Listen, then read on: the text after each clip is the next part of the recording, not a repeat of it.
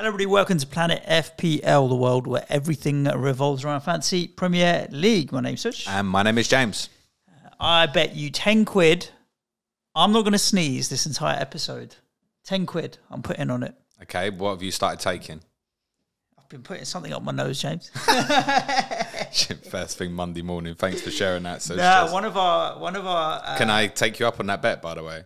Yeah, sure. I will bet you £10. I would know if I was going to sneeze. You literally just snivelled. No, I would know if I was going to sneeze because I know when I'm feeling like tingly. I should have prepared better by checking who it was on Twitter. Who said? Gave me a recommendation of something to put up my nose. To be honest, because of the Isak mentions it's a long way down. I think it was. Do you want to talk about Aleksandar Isak instead then? So anyway, so I'm putting that £10 bet down. FPL another week. Gameweek 9 just finished. I've always had to check and figure out what week it is. And Gameweek 10 next weekend. There we go. How was your game week? I mean, save for a lot by Haaland, I would have said. 46 of my 70 points coming from Erling. It was a funny one in that Liverpool, I felt, could be a differential, but they continue to be trolls at the moment. Trent now. Can we just say shit for Liverpool standards rather than trolls? Well, yeah. Whatever you want to call them. But if I'd said to you, Trent, 8 game weeks in, 9 game weeks in, would have 2 zeros. It's not though, it's 8, isn't it? Everyone missed 8 weeks. So, yeah.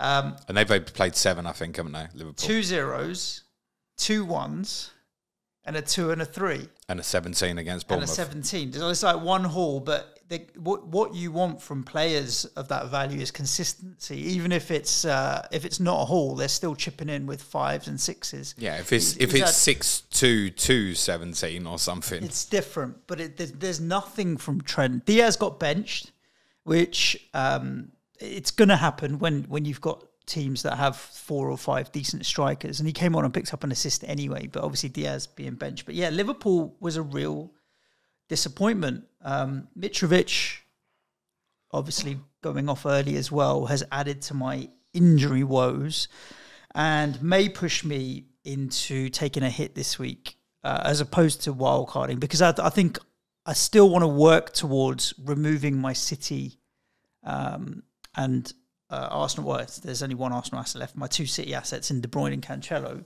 for game week 12 when they don't play. But now with Mitrovic potentially sidelined, Isak sidelined, and Patterson sidelined, I have to focus on those problems, not my City problems. But I don't want to wildcard before 13, because then how do I unwind that situation? So I'm more likely to take hits before game week 13, 1 this week, maybe 1 more before then, and then wildcard out rather than wildcarding now and take hits the other side. For you to decide what to do, because wildcarding now in the next 3 game weeks, I think doesn't feel right. It's a hit or 2 if it needs to be. Those, and it's partly because the form Arsenal are in as well. Those who've just done this week, just gone, or the one before, I think it's perfectly reasonable. Obviously, I think now, because of the 12 blank, and I mean, ideally, if they weren't blanking, you'd make a case to have 6 between Man City and Arsenal right now, actually. Even in spite of the fact that they both play Liverpool in the next 2 game weeks, respectively, you'd really steam into them. So it doesn't feel right. I think what you need to decide is, from what you've got 3 problems. 2 of them might not be. That's the other thing as well. Like the thing that stopped me, I could have wildcarded at the weekend in panic reaction to, okay, I've got so many fires to put out, I need to fix my team. Mitrovic and Isak could play this weekend. So at the moment, I'm going to wait and see as we get closer to the deadline. Now, Callum Wilson came back and obviously a penalty, but still on the score sheet. So what happens to Isak then? Does he get rushed back in if they've got Wilson fit? I doubt. But if he's going to get minutes, I would say, if he's fit enough. So I'm not going to worry about it right now until we get closer to the deadline. But yeah, I mean, I think it's the lack of Liverpool. I didn't see, I mean, Perisic 1 point is disappointing. Pope, very late clean sheet wipeout is also very disappointing.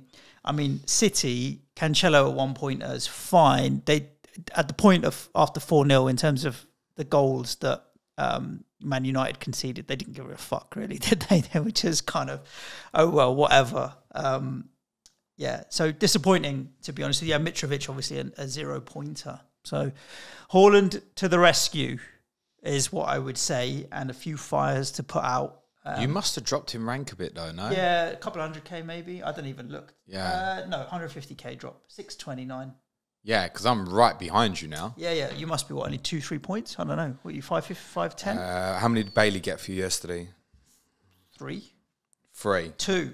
Oh no! Yellow card. Yeah, he got put literally just before he got took off. Actually, yeah, I think he knew he was coming off, and he went, "I'll take that." That's it, right? It's the shithousery of FPL. It's funny. My first 6-7 game weeks, I was riding off, doing nothing, and just rolling with the top teams from the top 4 or 5. And I think in that game week 7-8 period, when you wildcarded, things have split off quite a lot. It was the Pretenders wildcard period, but not having any injuries or problems, I didn't do it. But obviously, are you out for the week, or you got anything left tonight? No, I've got nothing this week. You're out, no, so you're out on 70. Yeah. And what's your rank, just out of interest? 629. 629. I'm up to 790. 5 points behind you now. Yeah, so Maddison does something. With overtake me. Maddison still to go tonight. I got 85 this week. Pretty pleased with that. It was a good week. Despite a few issues, I did make the move that I'd said I would. Solanke in for Isak.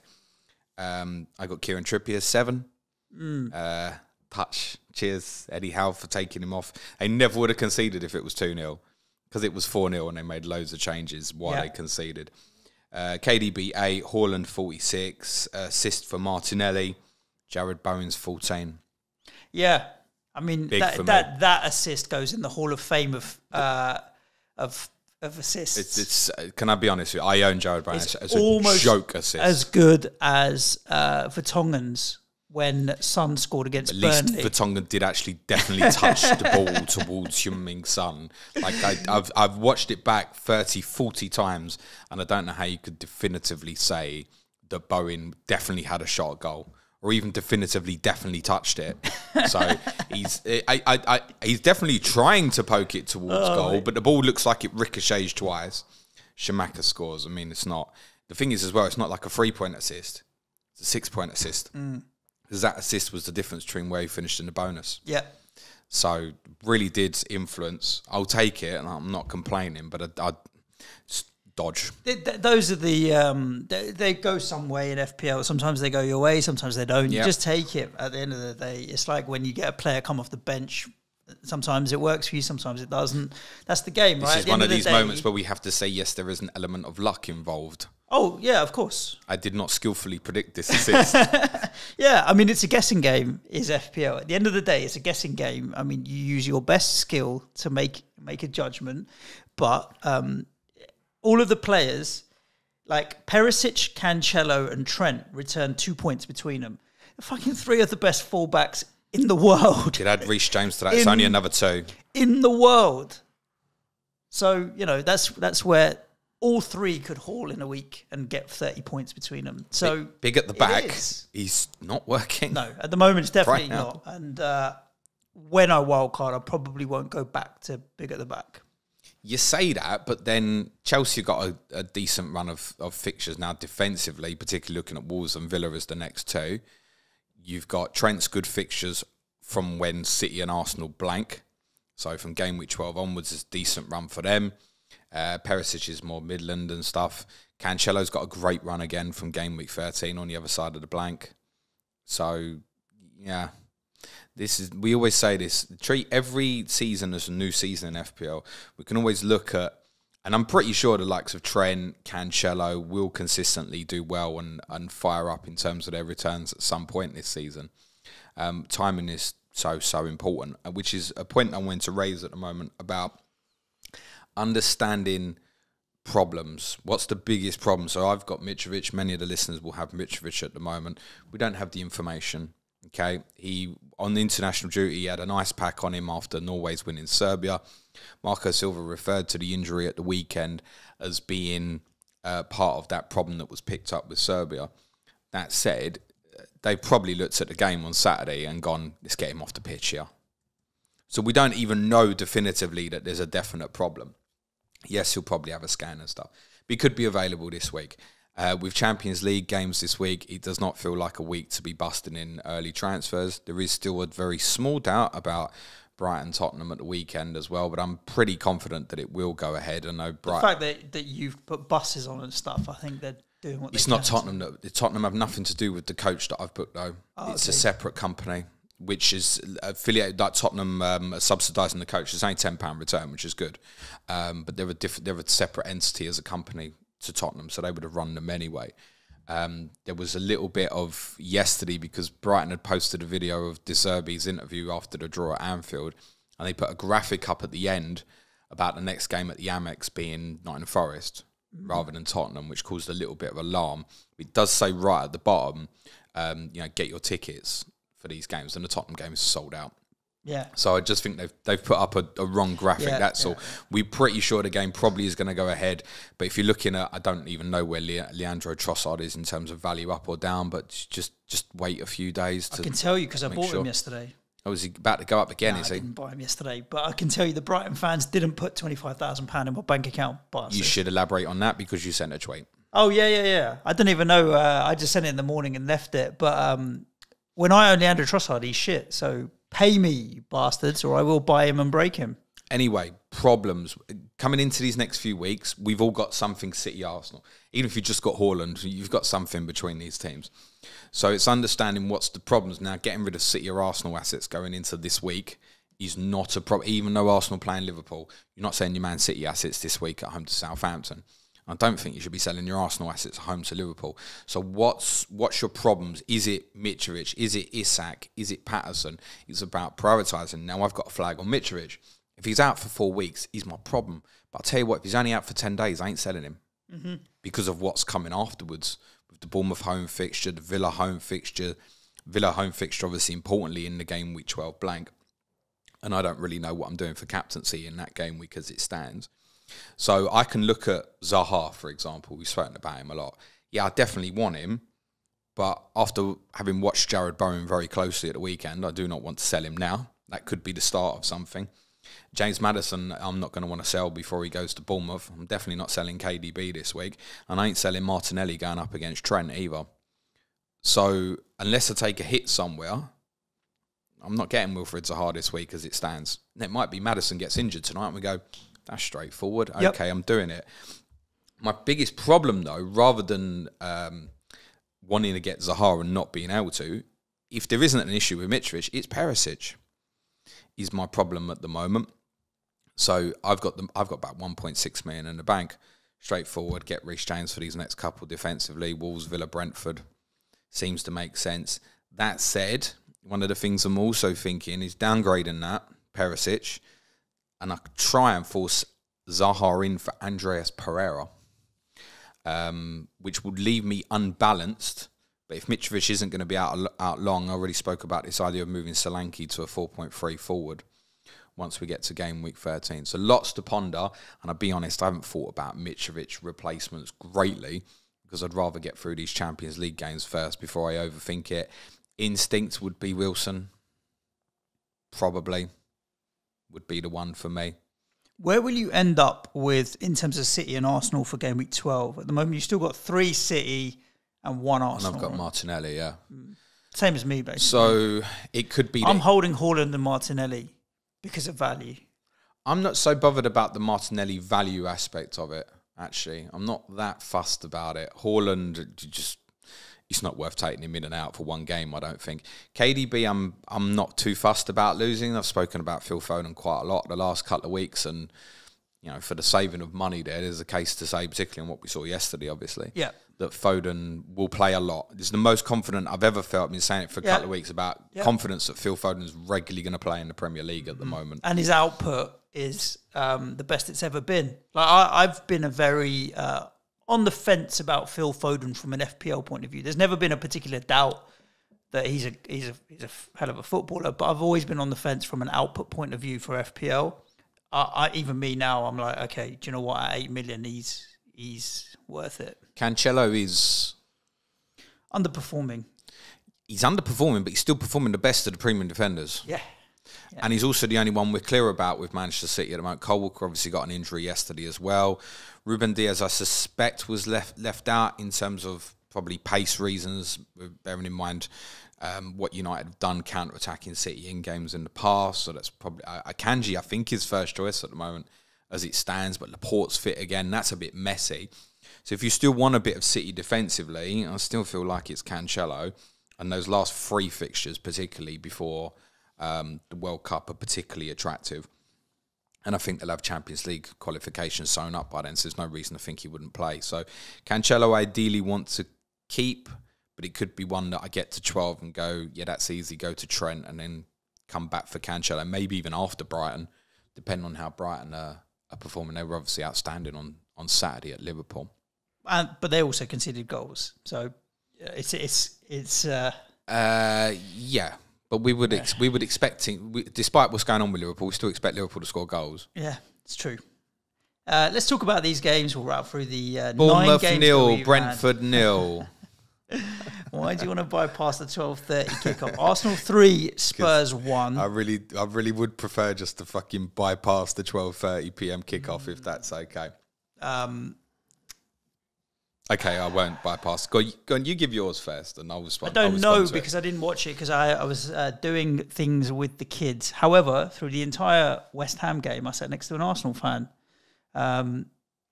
who was at the game and said it was the scoreline doesn't do justice to how easy it was. Whether or not that's a lot of bias in it and emotion from having won the derby. But everything I've seen is it felt easier for Arsenal than they would have expected. The red card obviously is going to have a bit of an impact in it as well when you're playing up against 10 men. But yeah, a deserved win for Arsenal. Yeah, I mean, the score's about right. 3-1. It's about right. It's about a fair reflection of what we saw by the end of the game. That said, I tell you what, half-time I was pretty content, Suj, because after we equalised, we had a good spell. We managed to get a little bit of control in the game, and that's why I think, to reference what your friend said, Arsenal had far more control in the game than we would have liked, and probably that they would have expected. We had so many counter-attacking opportunities where the final pass wasn't good enough, particularly from Son and Richarlison. I think Kane played too high in the game, and I would like him to drop deeper. I've spoken so much, particularly on our Tottenham podcast recently, about the amount of work the midfield two are having to do. If you can work down the sides, and Arsenal did that really well. Like Saka stayed really high and wide, much like how Mahrez does for Manchester City. I could be overly critical of Tottenham, and certainly we didn't play well. And I think we went into damage limitation mode in the second half, not too different to what Arsenal did at White Hart Lane back in May.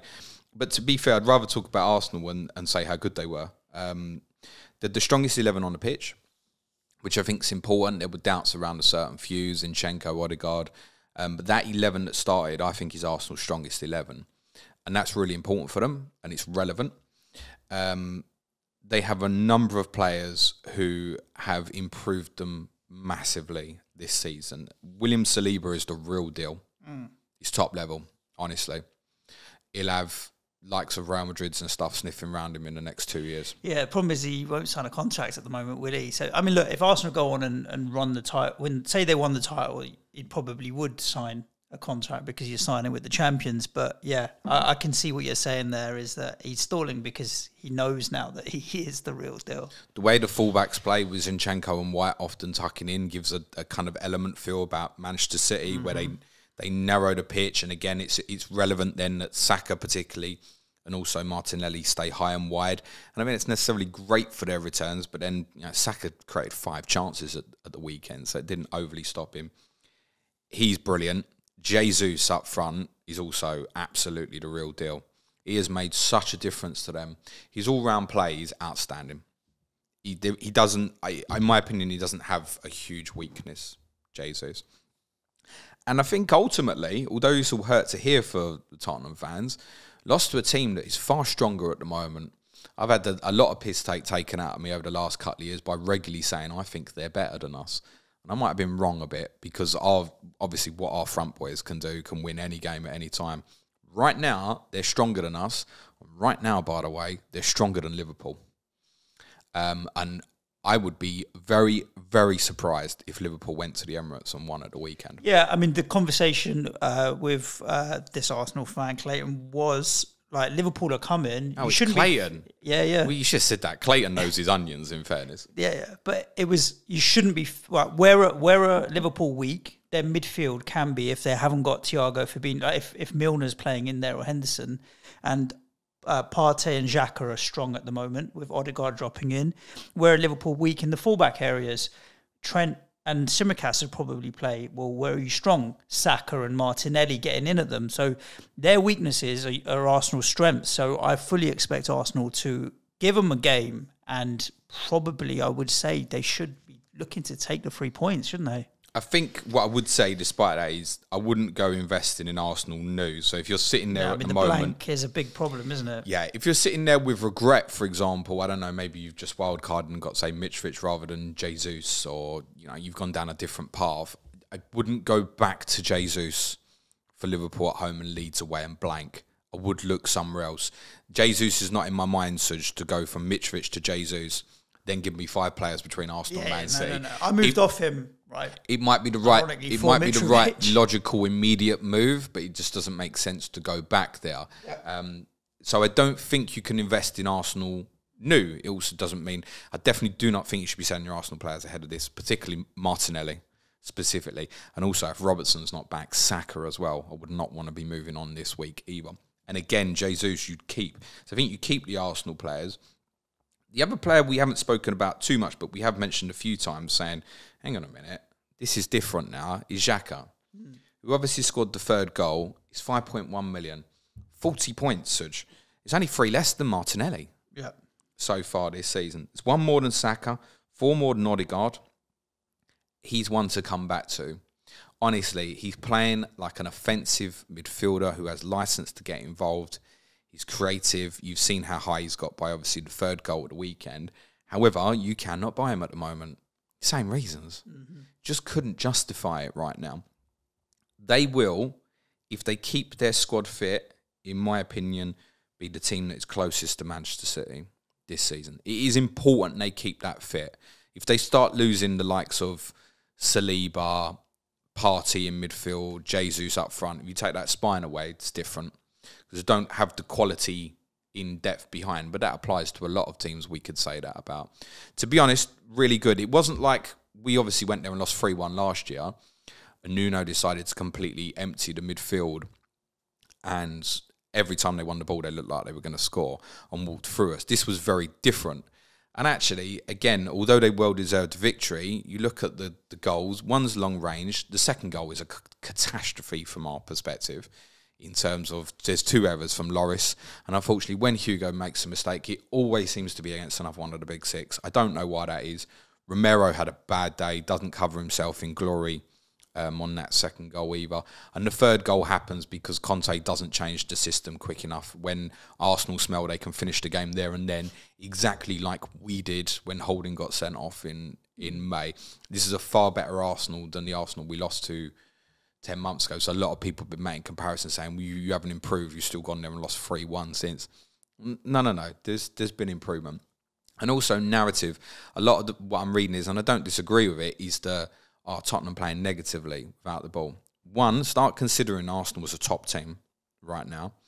And no one says these things when we played this way and won at the Etihad, or we played this way and drew at Anfield. It was all praise them for how we played.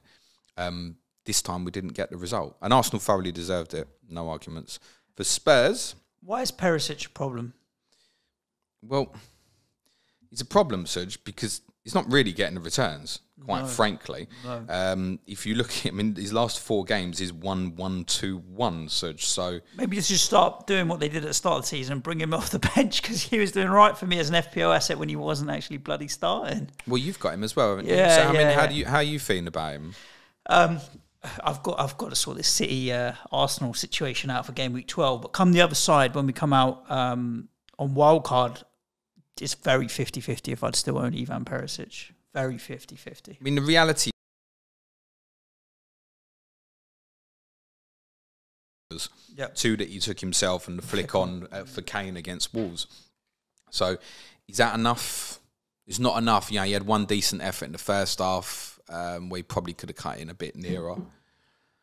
But I don't know if that's justifiable. And also, there's potential options. So no arguments on the Emerson red card. Yeah, it can be orange, however you deem it, but I have no issue with the fact it was given as a red card. Matt Doherty, the door has just opened, 4.6, if you want to go that way. Now, he's part of the problem, Perisic, as well, because I've got zero expectation of a clean sheet at Brighton on Saturday. Yep. In fact, if you ask me right now, I think we'll go there and get beat as well. I just think they're very, very good. And De Zerbi is not making them weaker. He's only going to make them stronger week. I mean, Frankfurt's going to be no easy trip either. This is a very difficult week. Yep. So Emerson will have a 3-game ban. Tottenham, I presume, won't appeal the red. They won't get it overturned anyway. No. So Doherty's 4.6. He's not a million miles away off a 4.5 drop. Now, the beauty of this as well is there's obviously a lot of fixtures coming up. Emerson can still play these Champions League games, can't he? Yeah. So I think Doherty might play in Frankfurt tomorrow night to try and give him some minutes in before Brighton and Saturday. I think that would make sense for me. Personally, I'd like Jed Spence to play, by the way, but I think that's just me and about 70% of the Tottenham fan base at the moment. I'd just like to get him in. But Doherty will have a chance now. And after Brighton is Everton at home, which is a decent fixture. Doherty obviously hauled in that game last year. Then you've got Manchester United away. That's your 3 fixtures. So there's a chance for Doherty to stake a claim as first choice. Would I rush to buy him? No, but he'll certainly be on the short list of my thoughts this week.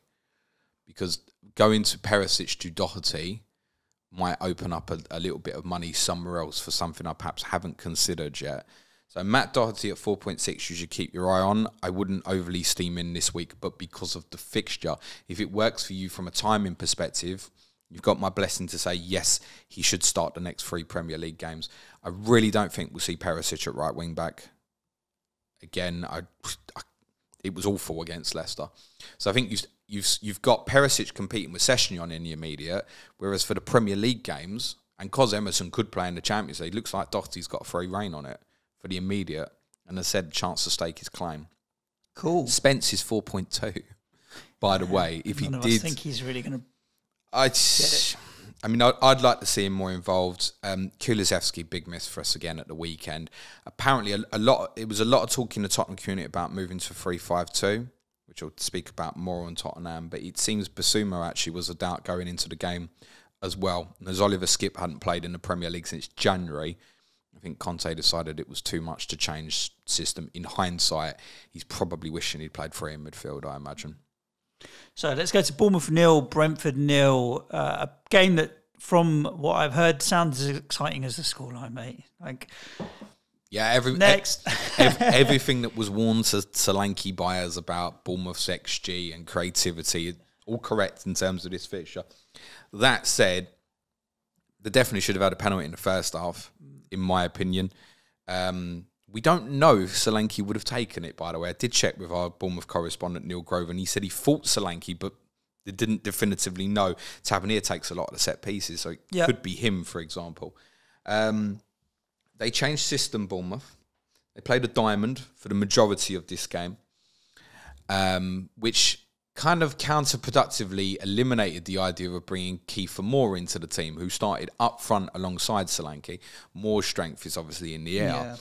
But Bournemouth couldn't get the fullbacks high enough and didn't have any natural width from their attacking players behind the front two to actually deliver him the service, and therefore Solanke wasn't able to particularly play off him either. Whether they'll stick with that, I don't know. But it's a decent result for Bournemouth. They're still unbeaten under Gary O'Neill. And they have Leicester this week, and let's see how we feel about Leicester after tonight. So they're doing okay. They're ticking over at the moment, Bournemouth. But I don't think if they were to stick with a diamond, that's not great. I don't think. I think Solanke wants the 3 behind him. I understood the theory, but they just didn't get Zamora and Smith high enough to support. For Brentford, back to 4-3-3, which should be good news for Tony. And he did have one decent chance, which he struck well in the second half, but went wide. Mikkel Damsgaard made his first start. Seems like he played okay. Aaron Hickey, I don't suppose anyone will have, but I think it's quite relevant for Brentford offensively, was left out. Scotland played 3 games during the international break, and he had an involvement of over 180 minutes. So I think he would come back in. Pontus Jansson picked up a hamstring injury in the game, so Christopher Jair will probably go back to centre-back. Hickey will go back to right-back, and they probably should stay with a back 4, I think, for Newcastle away at the weekend. I've got not a lot more to add on these teams, it's not teams that we're particularly overly excited about at the moment.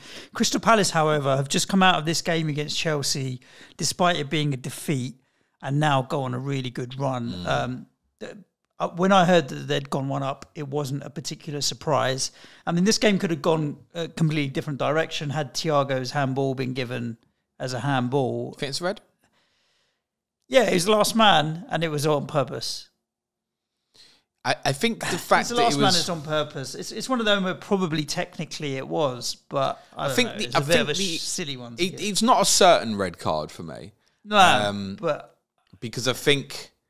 You know, sometimes they go to like there the were a letter couple of the of law. players nearby. It just felt like the act was so deliberate that it felt worse than a trip if it had been last man, if you will. Yeah. It was such a deliberate act to basically handball it twice. Last man done it on purpose. That's why I think red. And I think he was lucky. And then, of course, as it often plays out, inevitably, he then assists Aubameyang's goal with a very untypical Chelsea goal, actually, where Thiago Silva had stayed forward. Great finish from Aubameyang. Yeah, not the best day for Palace in the sense of the way it ended with obviously Gallagher again, the way these narratives get written, scoring so late in the game. They picked Patrick Vieira picked a very brave team, I thought, because it was without Anderson. Yep. Minor problem we think should probably be back next week, which is really important if you're looking to invest in, say, Gay or Mitchell. You're probably not invest in Anderson unless he gets the all clear. Joe Ward covered at centre-back. Nathaniel Klein was stretchered off, so I presume Ward will go back to right-back. James Tompkins fit again now. Richards wasn't in the squad at the weekend, so worst case, I guess Tompkins would come in for the game at the weekend against Leeds. I think Gay at 4.3 is going to get some interest this week now that Chelsea game's out of the way. It was one I said to you, Suj, I got on wildcard and wasn't concerned that he went down in value. Yep. Because I'd look at Palace now, my advice generally would be... This is the time you bought him for. Exactly. Yeah. Kept him in the locker if you want to invest in, I mean, you're looking at people like Perisic underperform. You know, can you move 1.3 million now and go Perisic to Gay, for example, and then use that money? That might be the money that's used somewhere else that gets you up, ironically, say Wilfried Zaha as well, for example. So I think Gay should get a strong look. Those fixtures have got coming up until the World Cup are absolutely brilliant, and because it's got a dead end nature, you never have to think about selling it afterwards. Yep. And in the likes of Gay at like 4.3 particularly, I think it's get him in and you just make week to week decision, play him, don't play him, depending on what other teams' fixtures have got. And if you're forced into playing him, it's just fine, isn't it? So I think he's real interest. I think Zaha is obvious, although I do get a growing feeling from people who've gone, say, like myself, like Maddison, Bowen. I can't look at either of them and justify moving. Yeah, it doesn't make sense to move. Or Martinelli even, despite playing Liverpool this week. I can't sell a player who's about to play against Trent, I don't think. So Zaha might be one I have to come back to next week.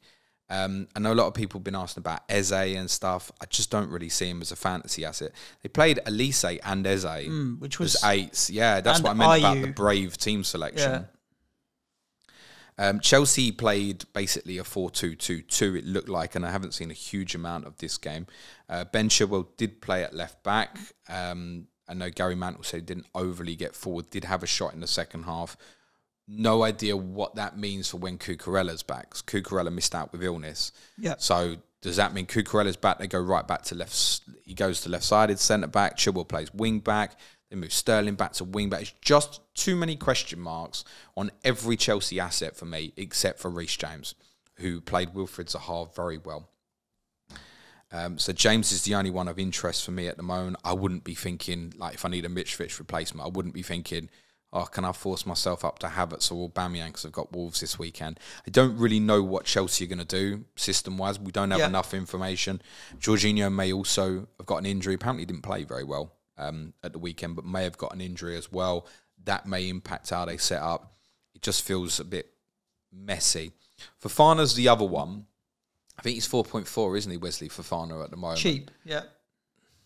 And again, you think, with those games coming up, there possibly is clean sheets there. But no guarantee, I don't think. When the Champions League games are important, remember, they've only got 1 point from their first 2. So Potter's not immune to a bit of rotation when he's trying to suss out his squad, is he? You've got Koulibaly didn't play at the weekend. You've got Trevor Chalobah, part of that system. Azpilicueta started at centre-back the game against Salzburg. There's too many options there. A bit similar to Man City's centre-back situation at the moment. I think there's too many variables. So Reece James would be the only one of interest to me, if at all. That's 10 wins in a row for Chelsea against Crystal Palace. So Ben Chilwell was definitely playing left back of a 4. Yes, that's how it looks. When SofaScore originally released the lineup, they'd had it as Raheem Sterling was a left wing back, is the way they showed the with team. Chilwell at centre back. With Chilwell left-sided centre back. And I thought that's bizarre, firstly. But also, we look at what happened to Leandro Trossard at Brighton, and you think, are you trying to turn Raheem Sterling into a left wing back, but bombs forward? That's how Sterling did play against Salzburg. Exactly, which is when I saw it as the way the formation was shown on the app. I thought, okay, maybe that's what Potter is actually trying to do. But then I didn't see enough of the game or understand to see whether that's actually what he was trying to do. The selection they'd have had, it would have been more likely to have done that the other way round, probably have James at centre-back. And Raheem as right wing back, maybe. But maybe the left side's what he favours to bomb forward. But from what we understand, like Chilwell was a wing back, not Sterling. And so you'd put an extra defender in there. I just don't think there's enough Chilwell information to act on that. Yeah, personally, unless something becomes clear in the week, i.e., like if Cucurella is going to be out for a while, I still wouldn't feel overly comfortable with it. No, you just pay the money for Reece James. Reece James is the only one of consideration. He's right at the top of my thoughts. Let's talk about Leandro Trossard, who is a left wing back or whatever he is. But you don't want to do Fulham and Newcastle? I bypass it. I did. You'll make the Geordies upset. Apologies. A game that I think red card influences it. Was surely. it for you? Yeah, I think so. Yeah, for me too. And then your talisman goes off after half an hour, and it's very difficult to be down to 10 men, and your talisman. That's like I said. They may have just made a call with him and gone, "Let's get you out of this. You're not 100%." Yeah. And fair play, but Newcastle still had a job to do, and a job they did. They did it very well. I really like Newcastle. They considered a late consolation goal. I get that. But I really like Newcastle defensively. Like the people on the double up, Pope and Trippier. Despite the odd leaky goal here, I think there's points to be had in the Newcastle defence in some of the upcoming games, Yes, absolutely. I mean, Brentford at home this weekend. I don't think whether you're on just Pope and Trippier or Pope, Trippier and Botman, I think you're playing all that this week at home to Brentford. There are trips to Old Trafford and Tottenham coming up in the next few weeks, but obviously very importantly, game week 12 at home to Everton looks like a decent fixture for defensive prospects at least as well. See, I'd rather have Trippier than Perisic right now. Like my go-to replacement if I wanted to stay at the same value would be Trippier. Absolutely. The reason I mentioned Perisic, part problem as well, when we go to Manchester United in game week 12, A, I wouldn't expect anything from him. B, he's even going to play. And because that's the blank, I need it, don't I? You wouldn't have any doubts about Kieran Trippier starting, would you? No. He's captain. I think he is. Or he's at least vice. He is captain. He's going to play every game. There's no doubt about it. Even the first goal in this game, which Callum Wilson nicked on the line from Willock, was Trippier's cross. So it could have been Trippier's assist for that. Now, of course, the return here is lucky because he's got taken off after 83 minutes and therefore banked the clean sheet and the bonus point on top of it. He's regularly around the BPS. We shouldn't be surprised about this. Couple of interesting things with the selection. Obviously, Wilson went straight in, and obviously, because Fulham had a player sent off so early, it was a nice fitness game for him. Again, once the game was definitely secured, they wrapped him back up in cotton wool and took him off. Botman was picked. A lot of Newcastle fans are telling me Botman is probably the outstanding centre-back now that he's joined. Probably, in their opinion, better than Byrne, better than Cher. That's not a across-the-board opinion, but a lot think Botman is their best centre-back. He's not been playing all the games. I wonder if the selection is a little bit influenced by Mitrovic, ironically, in the sense that Mitrovic likes to pull on to fullbacks at a back post when the ball is wide. If you put in Dan Burn at left back, that certainly eliminates that problem. It's just another tall player at the back. And I wonder, we've had this theme with certain teams, I think particularly like against Burnley in the past, where teams have picked like their biggest defensive players. And I wonder if that's something that might get lent into with Fulham as well. Longstaff played in midfield. Jacob Murphy played up front. Longstaff scored. I think, did Murphy get an assist for one of the goals? I want to say he did, Suj. He did not. He did not, okay. They're both obviously very dirt cheap at the moment. Murphy, I wouldn't expect to keep his place, but did apparently play quite well. We have to shout out Miguel Almiron's 2-goal haul, and the first one is unbelievable. It's one of the best goals you'll see this season. Didn't know he had it in him. The first thing Nico said to me this morning was that a shot? Yes, it was, Nico. Give the man a little bit of credit. He's not Armageddon this time. It was a great goal. They had an XG of 4.1, Suj, and that doesn't include the fact they had 2 goals disallowed as well. So it's not often that a team scores 4 and actually is underperforming their XG. So he started every game this season. Almiron. He's playing well. Almiron or Bailey? Almiron. That's true. No, I don't like Bailey's. They're both fine, to be honest, because it's shit value. No. What's Almiron? 5.1 now. Had St. Maximin been fit and what have you, maybe he wouldn't have had all of the minutes that he has had so far this season. He's been close when Gomes was out, but he's your first sub, isn't he? St. Maximin. Yeah. So the thing is, they don't need to rush him at the moment. No. Isak apparently was back running on the grass this week and maybe might have even been in contention if Wilson had not been available. Don't need to rush him back.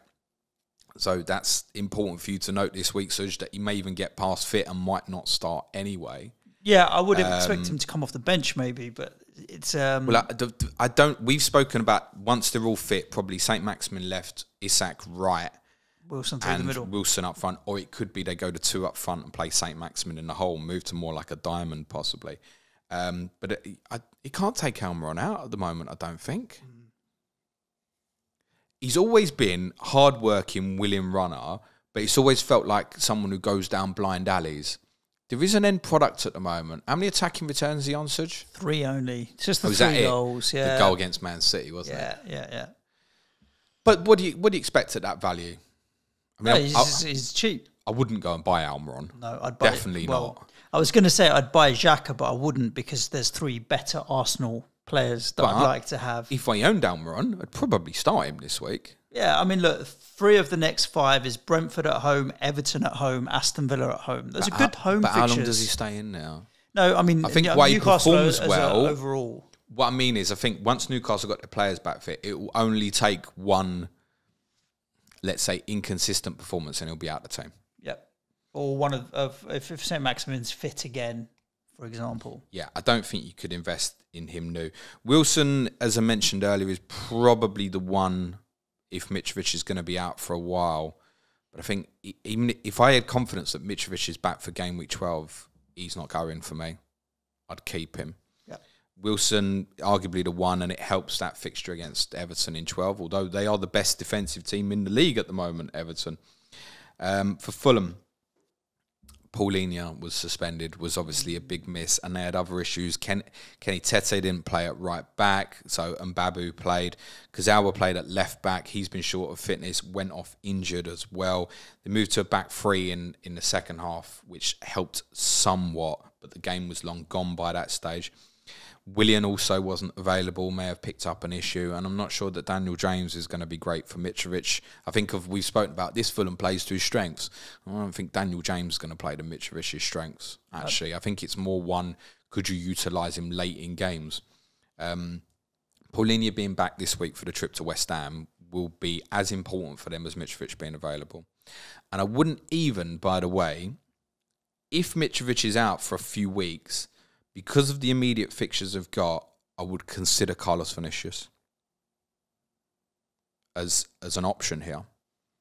But I think I'd want clarity. What price is he, Suj? I think it's 5.4 or 5.5. Carlos Vinicius at Fulham. If Mitrovic is out for a while, I think he'll play. He's quite like for like. He looks like he came on against us in game week 6 and he's bulked up a lot from the player I saw at Tottenham. But I'll tell you what, short term, with the fixtures they've got, I wouldn't hate it, Suj. What price is he? You will hate it when I tell you the price. He's 5.5. Why will I hate that? I don't know. It just seems a lot of money for a short term. Yeah, but think of it like this. If Mitrovic is out for 3-4 weeks, and I went Mitrovic to Vinicius now with the money I've got in the bank, that lets me get off Pereira to Zaha. And then I'm just going 3-5-2. And okay, yeah, I would play Vinicius at home to Villa in 12 and Solanke at home to Southampton in 12. But otherwise, I'd take my pick between Vinicius and Solanke. Okay. And then move one down to, then it would probably be move Vinicius down to 4.3. And I could see myself last few weeks playing 4-5-1, which might seem mad with how the forwards have been performing. Yeah. I wouldn't rule out Vinicius, honestly. Okay. Could be an interesting one. Keep an eye on the Fulham injury news. Liverpool 3, Brighton 3. We can talk about this game now. Leandro Trossard obviously popping up with a hat-trick. It was the first hat-trick of the weekend, but not the only hat-trick that was scored this weekend. Somewhat overshadowed in the end, wasn't he? Bless him. I feel like sometimes you can go 2 up too early in games. And this was a classic example of it, because I was listening on the radio as I was driving down to London Stadium, and you're like, they're 2-0 up. Wow, okay. Oh, shit, there's like 80 minutes left, and you're going to have Liverpool trying to bombard. But not only were they 2-0 up, they could have had the game finished. Yeah. 6 big chances they had, Suj. It's more than Man City had yesterday. 6 big chances at Anfield. That's staggering. Even when Liverpool went 3-2 up and they come back and equalise at 3-3, you think, fair, good, all right, because you don't want them to come out of this game with nothing. If they'd have lost it 3-2, you'd start thinking, it's just frustrating. I'm glad they got something out of it. Disappointing for Brighton fans, but I think even if they had got beat, there'd have been enough progress and signs there, because they're obviously all disappointed that Potter left, and understandably so. But they will have seen enough there from Roberto De Zerbi's first game to think, oh, this is quite exciting and new. He did go with a back 3. So we spoke when Sam come on COTC FPL Seagull a couple of weeks ago. We spoke about the idea that principally he would prefer to have a back 4, but that he might judge Brighton's squad and go, this needs to be a back 3. And Sam's certainly of the opinion that they're at their best at a back 3. And I did a piece for our Talking Tactics on De Zerbi a couple of weeks ago, and we looked at this box idea where you get the 2 6s and the 2 centre-backs together, and they did it again for the equalising goal here on Saturday, even though the system was different. So there's clear strategies. I see that 3rd goal, and that's already a De Zerbi goal, in terms of how they suck the press on, and then Webster kind of goes past Salah and then they're off. So they play to a slow tempo, they draw you in, bang, they're gone. And we spoke on that pod as well about Liverpool would go and press, Tottenham won't. And honestly, Brighton will absolutely dominate Tottenham on Saturday. I promise you now, Brighton will have an excess of 60% possession against Tottenham on Saturday.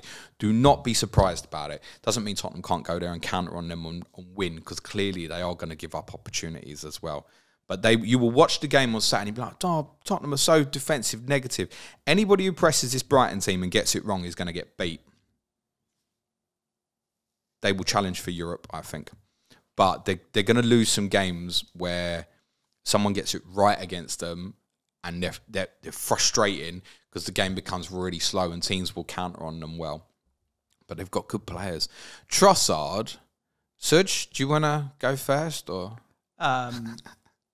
yeah, I mean, because I like the few Brighton fans that I know and I'm friends with, like Sam and so on, I'm not going to buy him just because I don't want to fuck up your lives. Because if I do buy him, he's going to become crap or get injured.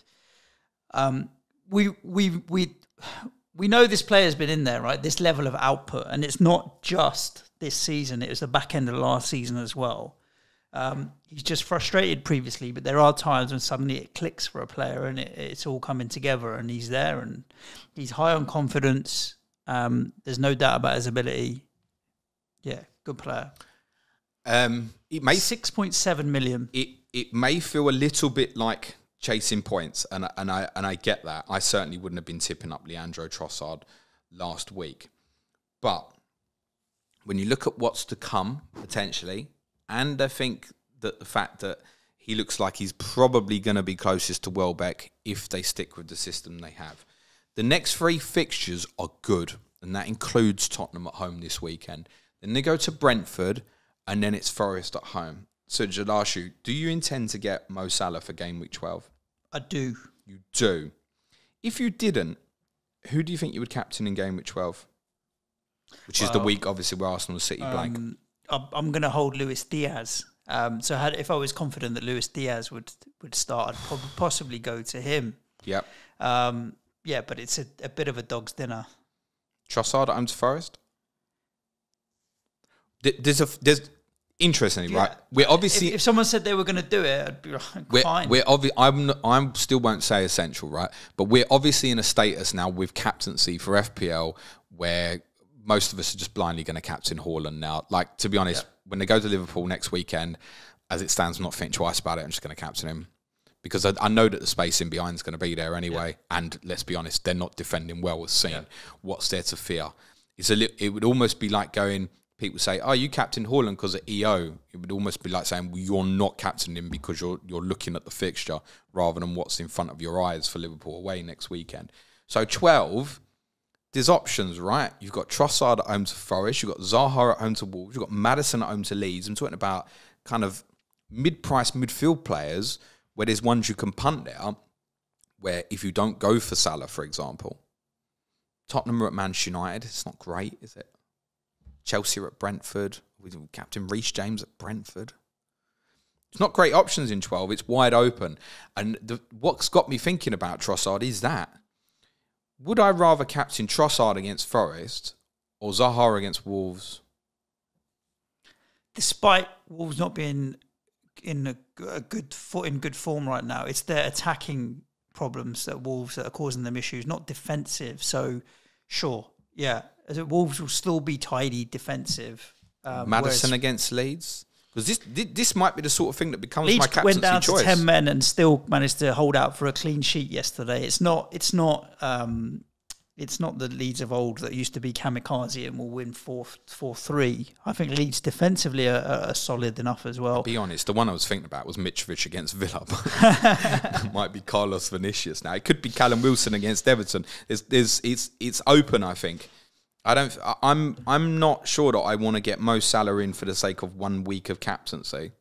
I'm not sure. I get that. Not sure. For me, it's different. I'm wildcarding straight out the back of it, so I may as well go for the most power. But West Ham were better as well at the weekend, so maybe that home fixture against West Ham won't be as easy for Liverpool. And I think Trossard definitely is a consideration. You're right. Again, if I went, say, on this Vinicius route, if I've gone Andreas to, let's say, Zaha, what's to say, if I'm looking at 12 in front of my face and I can say, oh yeah, Martinelli's, I got value in him. If I'm sitting there at that point and he's similar price to Trossard and I'm thinking, do you know what, if I get Trossard in, I'm going to captain him. Look, he's been in good form for a while now. This goes into the back end of last season. Like I said, and Brighton are, if anything, going to be only more offensive now under De Zerbi. So I think it's a consideration. Don't buy Erling, as I said. But yeah, I don't hate it.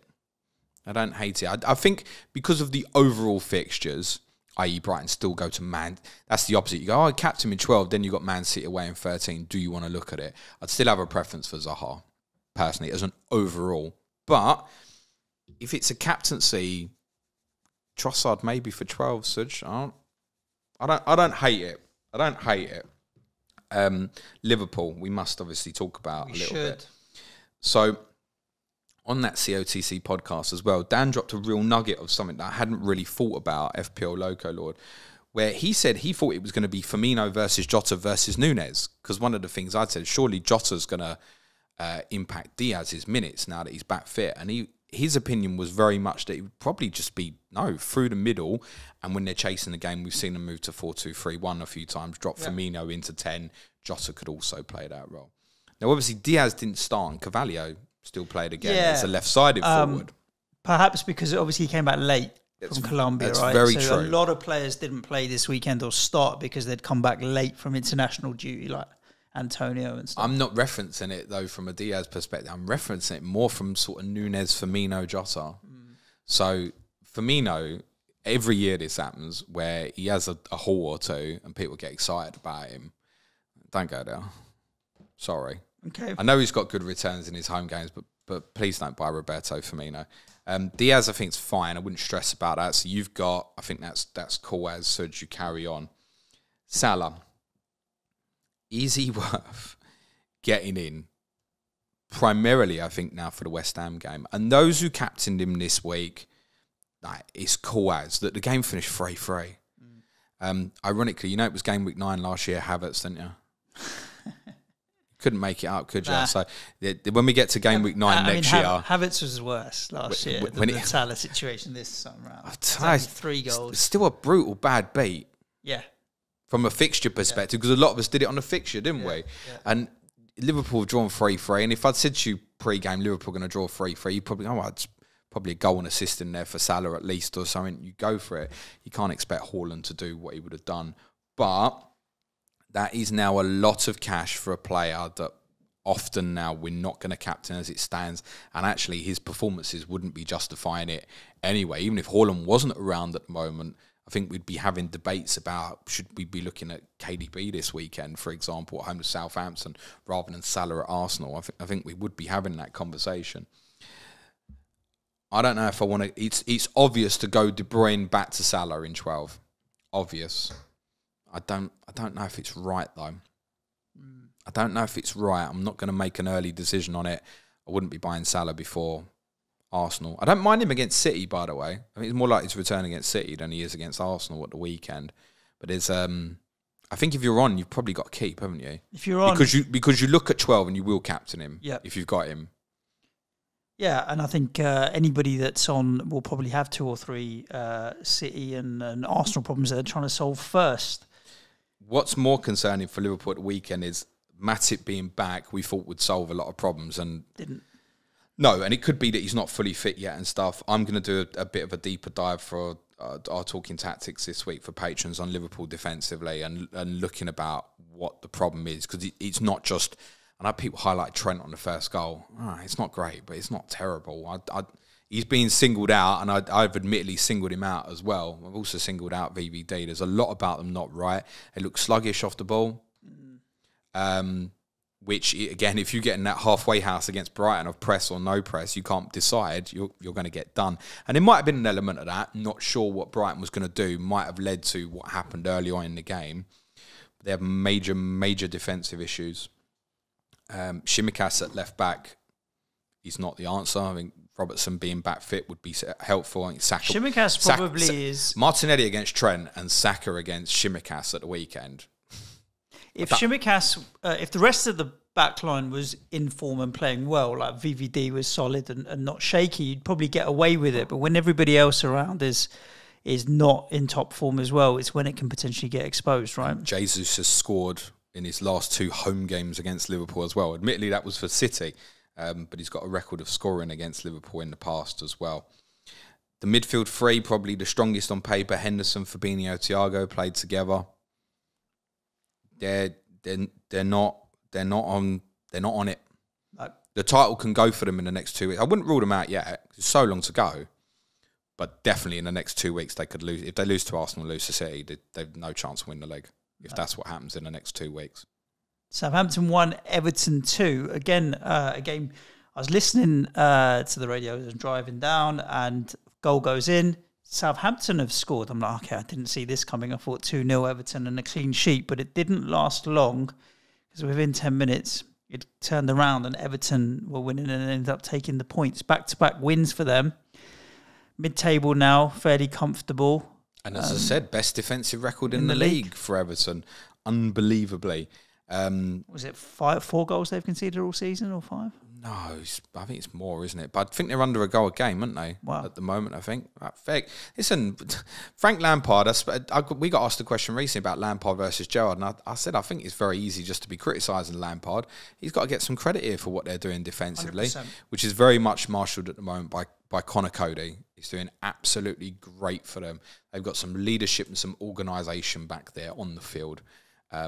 And he's obviously scored again here. He went from a player who never scored to he's regularly getting 4 or 5 a season now, Connor Cody. And if you did want to invest in Everton because of Patterson's injury defensively, and if you don't have a goalkeeper issue, because I think Pickford would be the one, then it is Connor Cody at the moment, who will get interest because of the points he's got so far this season.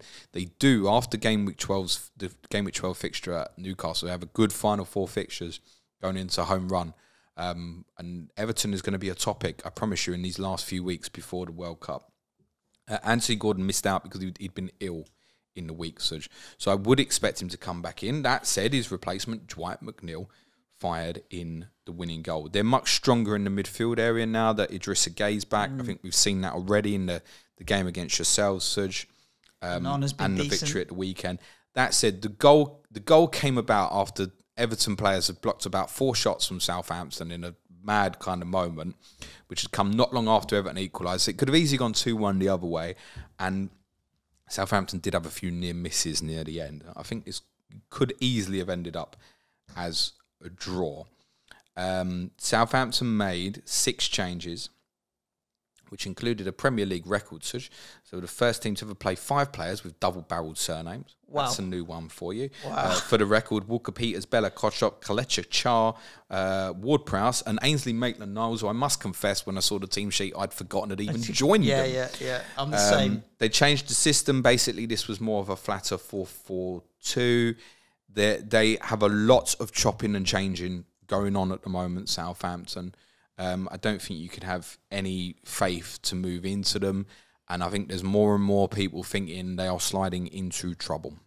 And they have an easy fixture this coming I thought you were about to say more and more people are sliding into triple captaining Erling Haaland at home to Southampton this weekend. Listen, in reality, Southampton are one of the teams that have given City issues over the last few seasons. Both fixtures were a draw last year. Matt Samuel's going to be on Clash of Correspondence, not this week, but next week after playing Man City, ahead of their game against West Ham. And he messaged and said, I'm not looking forward to it. And I said to him, no, I'm stressing about it. You drew twice at them last season and Haaland didn't score in either of them, mate. Be absolutely fine. Yeah, it's a different beast now, unfortunately. They're not right, Southampton. And I don't think they will be till Romeo Lavia is back fit. I think the sale of Oriol Romeo to Girona is beginning to look like an error. They brought some young guys in who are really, really good talents. I mean, even on the goal they scored at the weekend, it's Larios' break from left back was one of the kids they bought from Man City. Looked really lively. But I think they're missing a bit of experience and stuff. And Romeo would really anchor them. You know, I've spoken about him a lot of the last couple of years. A player I really, really admired.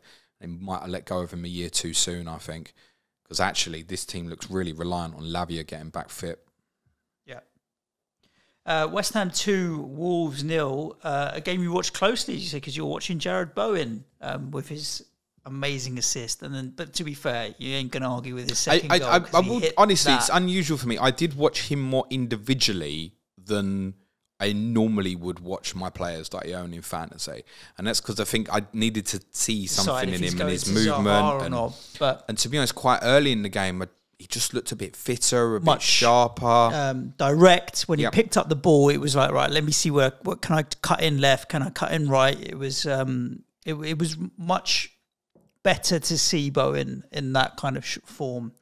That said, the ground was, I'd say, 75 to 80% full. There was train strikes, right? So a lot of people couldn't get to the game. I mean, it took me ages to get in. Worth saying as well, even more so in defence, the fact that nearly all the trains in London, because there were a lot of trains on, actually. I got a train to the Emirates. Yeah, the tubes were running.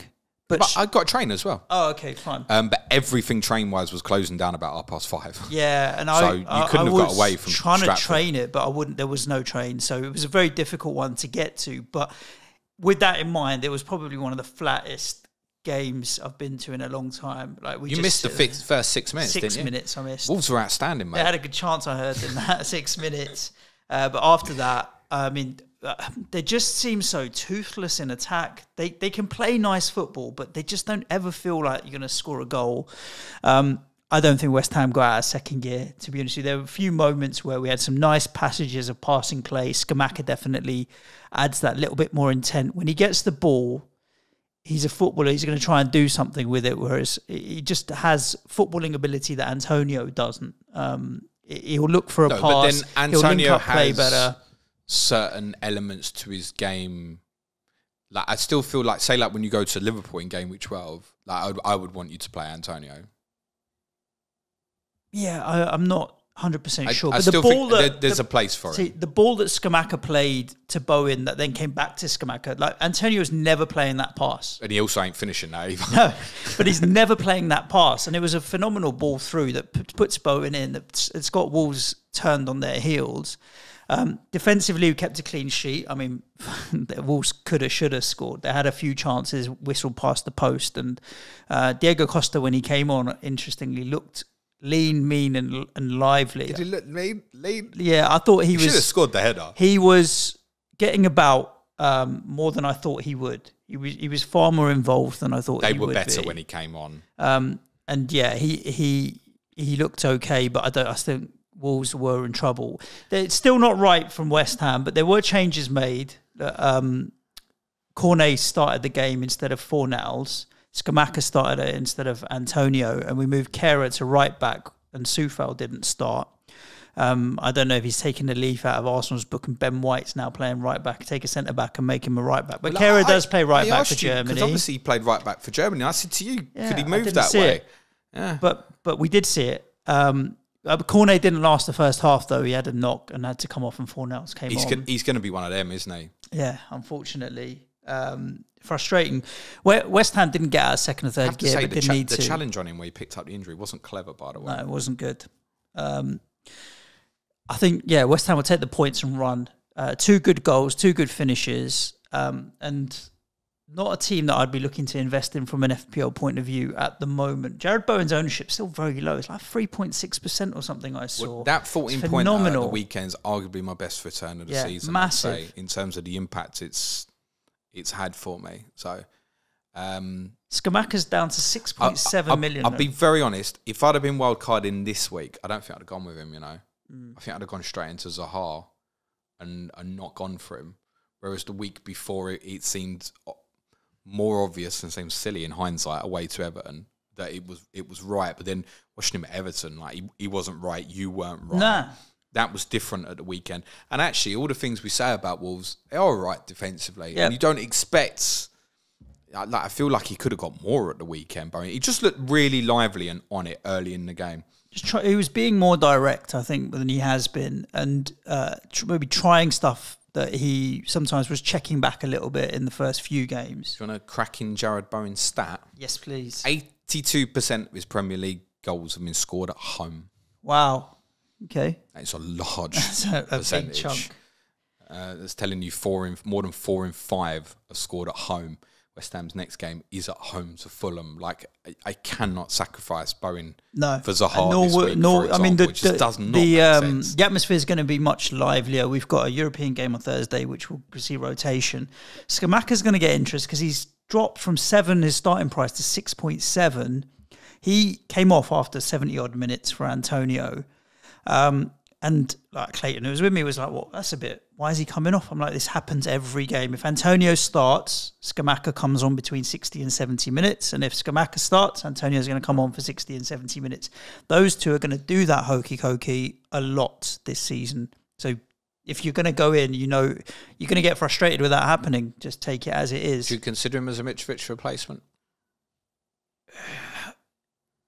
Probably. It's that Liverpool fixture's not ideal. Isn't it? To have there, but like Fulham is a decent game to have coming up. We've got Bournemouth on a Monday night in a couple of weeks at home again. So yeah, because of the fixtures, I don't think it's the worst shout you can make. He's a good player and a good striker, so it's not a bad punt. It won't be for me. I think that's easier to say as a Bowen owner as well. No. Like, do I want both of them away to Liverpool as much as we've knocked Liverpool defensively? Do I want 2 West Ham attackers away to Liverpool in 12? No, not really. So I think Scamacca would be a no for me. It was 74 minutes, James, I think it was, give or take. And Bruno Lage makes 3 substitutions, and it was admittedly very quiet in the London Stadium. Oh, they were singing "You Don't Know What You're Doing," didn't they? Yeah, and it was like all of us were like, oh... Yeah, like they're singing that. I thought it was pretty harsh because one of the changes was bringing a kid on as well. Yeah, Clem Campbell. Yeah, I didn't realise that the disillusion was that intense. And then the next day, obviously, he's lost his job now.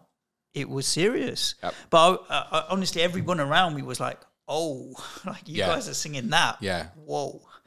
So that was the shock of the game. Just quickly before we do a little bit on Wolves, I would argue, Suj, that Soufal, and I know a few have got, I'd argue he's third choice. Behind Ben Johnson. Possibly. Ben Johnson, who David Moyes repeatedly in his press conference on Friday called Ben Johnston. There's no T in his name. He's your fucking player. Like, that's pretty bad form from Moyes to get Ben Johnson's name wrong. Definitely not as bad as Mourinho telling Kyle Walker-Peters that his name was too long and he would refuse to say it. But yeah, it's potentially a fair point to make. A lot of people went Soufal over Emerson on wildcard. I mean, I wouldn't be looking at holding or buying Soufal. Emerson is obviously a problem for me now as well. I'd never got him in terms of looking to play him at Liverpool in any case, but actually, I don't know if he is. The fact that Martinelli's still there for me, he is a problem for me now, Emerson. I think there's every chance he'll get into the team. I could go Emerson to Doherty now, couldn't I? It's a sort of move I would maybe consider. And played well when he came on, and he definitely offers a lot of attacking threat. I don't know if he is a problem for you yet. I mean, it depends what your other fires are. Well, it's a problem because you go to Liverpool in 12. One of my Schmacker and going treble West Ham away to Liverpool. It doesn't make sense. No, I don't. In all seriousness, I don't. Liverpool haven't lost a home game for 5 years in front of a crowd. I think Sam Allardyce was Crystal Palace manager. I don't want to be trebling up. Well, I don't want to be playing Emerson at Anfield. It was never part of my plan. I was always looking at it as part of the plan was Emerson will be my one sub at Anfield. But I think I'm probably going to still have Martinelli, I think, as it stands. So I'm probably going to have 2 City on the bench. And then plan currently would probably be Phil Foden in game week 13. Dawson is 4.8. I think you'd have to go for the cat kicker, wouldn't you, at 0.3 cheaper. Emerson, as I said, is expendable for me. Number of players I would consider at what I've got. Lewis Dunk might be one. Now, if Brighton are going back 3, Forest at home when I need it most, game week 12, I might look at that as an alternative as well. Same sort of price as Doherty.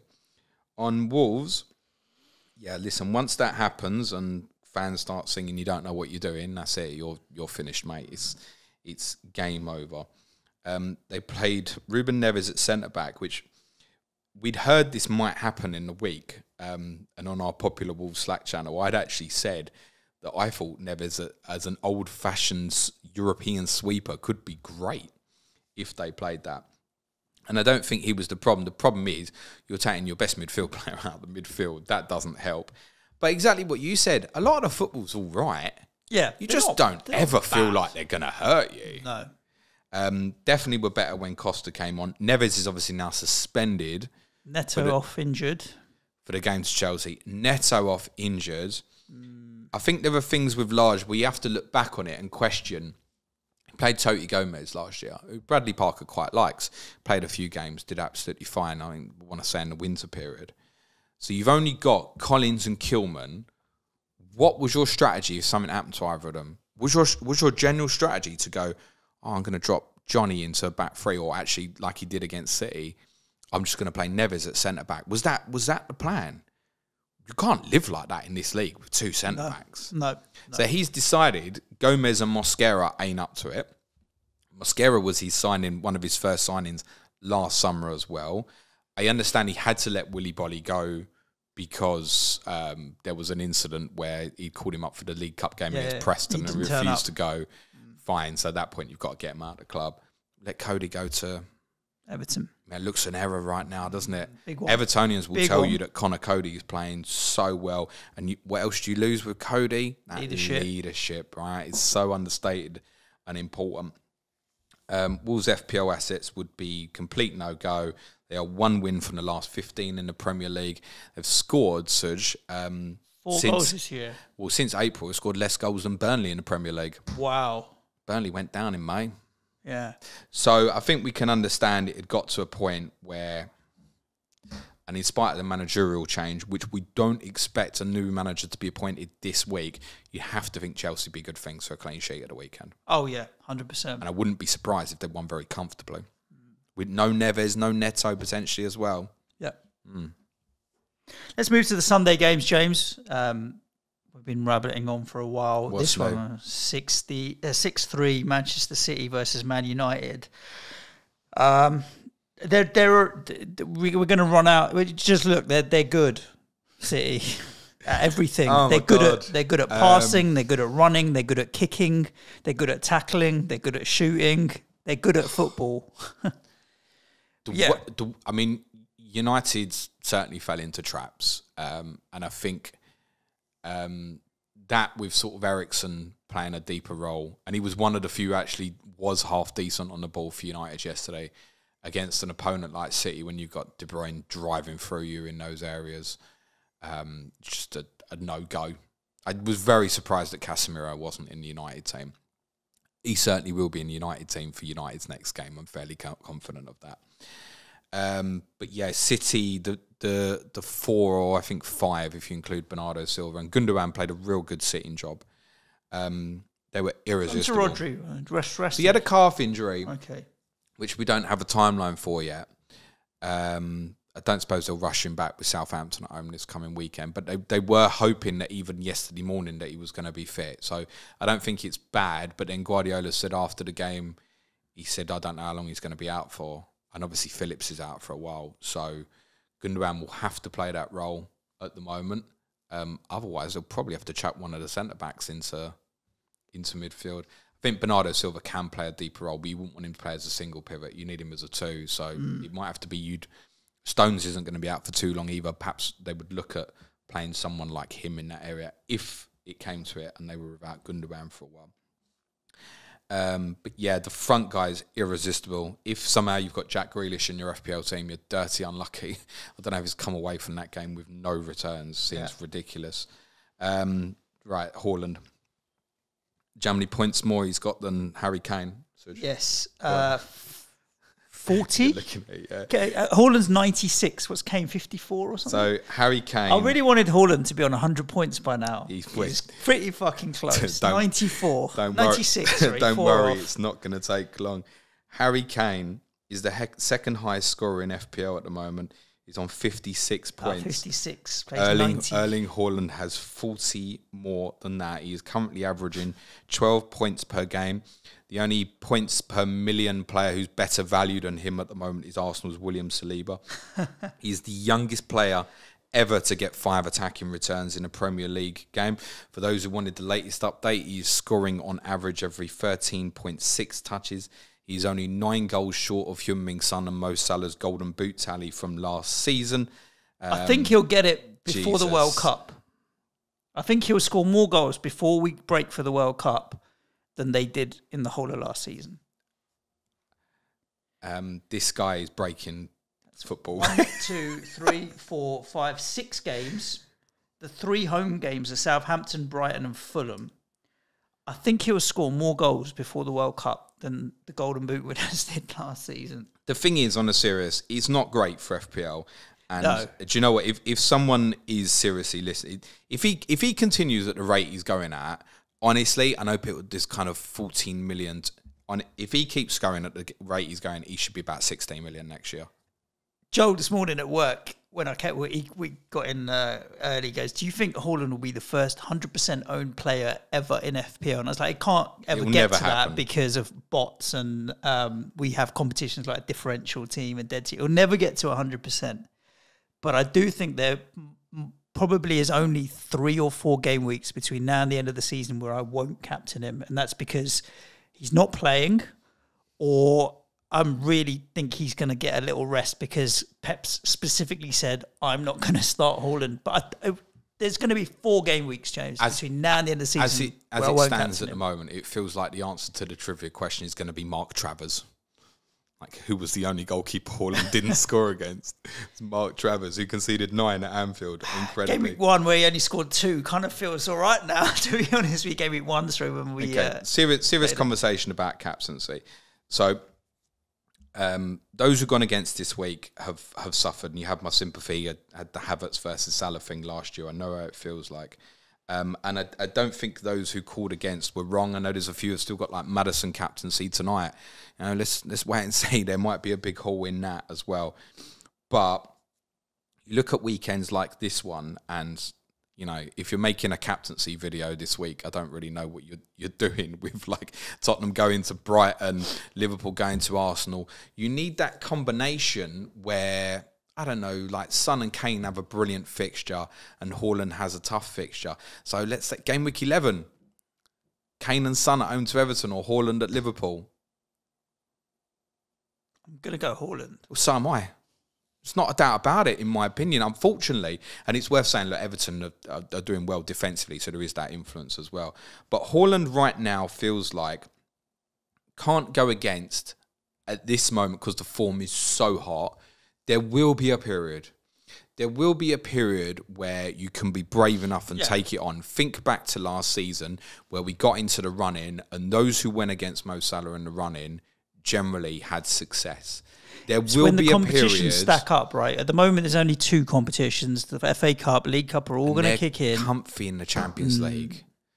The other thing that makes Haaland so irresistible, James, is give credit to everybody around. Like, De Bruyne is as good as he's been. Grealish is on fire. Foden is on fire. The supply lines to him, they've all seemed to have lifted themselves a little bit, knowing that put it in a good space, he's going to score. Like, he shouldn't be getting up and on a corner with 2 Man United defenders. Well, I say he shouldn't be. He's fucking taller than them, bigger than them, stronger than them. He's going to win that header for the goal. But you do feel like, what do you do to stop him? Well, I don't know. What you don't do is what Gary Neville said, which is, why is Eriksen marking Haaland? He's not marking Makes Haaland. No difference. He's not marking Haaland, but he's just acting as a blocker. And it didn't help United that obviously Varane got injured in the build-up to that corner, in fairness. But Eriksen certainly was not marking Haaland as per se. But how do you stop that? Even if Varane had been on the pitch, I think with the way the delivery was, would it have made a difference? Probably not, no. Second goal, his legs are so long. No, you're not going to reach that. Third goal, he finds space in the box. You're not going to stop a shot. Like, it just is. Well, I think what happens is he does this a lot. Actually, when at the point of the pullback, he actually doesn't. He's not one that's like kind of. Oh, I'll go around the back post and get in on the back of the goalkeeper if it goes across the 6-yard box. He actually pulls, and at the point of contact, I'm going to stop.